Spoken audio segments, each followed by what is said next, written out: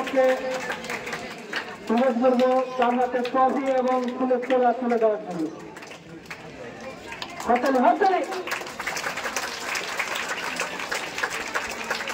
High মাদ্রাসার পরীক্ষার ফলাফলে জয় জয়কার হয়েছে মালদার স্কুল।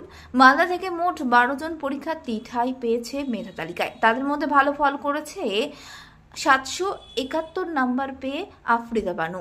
এছাড়াও দুজন হলো ইমরান হাসান এবং আতিকা রহমান পেয়েছে 757।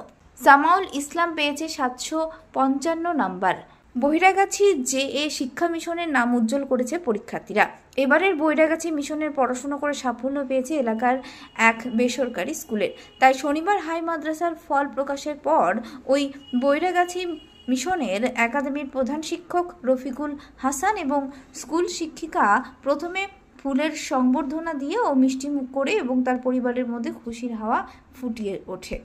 আমি মোহাম্মদ রফিকুল হাসান, বরগাছি জে শিক্ষা মিশনের প্রধান শিক্ষক ও পরিচালক।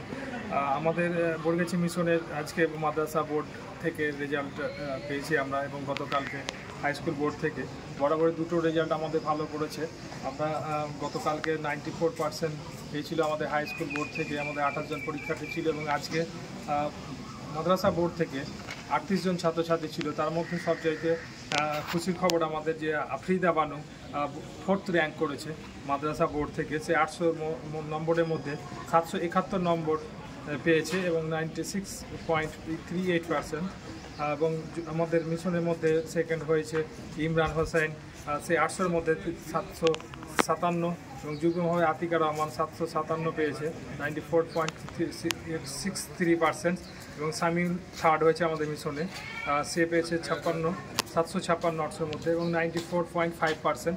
আমাদের বরাবরই বরগাছি জে শিক্ষা মিশন 2019 সাল থেকে হাই স্কুল এবং মাদ্রাসা দুটোই বোর্ডে পরীক্ষা দিয়ে আসছে। বিগত দিনে আমরা মাদ্রাসা বোর্ডগুলোতে 2জন 3জন করে বোর্ডে র্যাঙ্ক করেছে, এবছর 1 জন করেছে। এতে আমরা অত্যন্ত খুশি, কিন্তু আমাদের ধারাটা অব্যাহত হয়নি। আগামী দিনে আমরা অবশ্যই ইনশাআল্লাহ আমরা হাই স্কুল বোর্ড এবং মাদ্রাসা বোর্ডে আবার রেজাল্ট করে দেখাবো, এই আশা রাখছি এবং দোয়া ও প্রার্থনা করছি আপনাদের কাছে।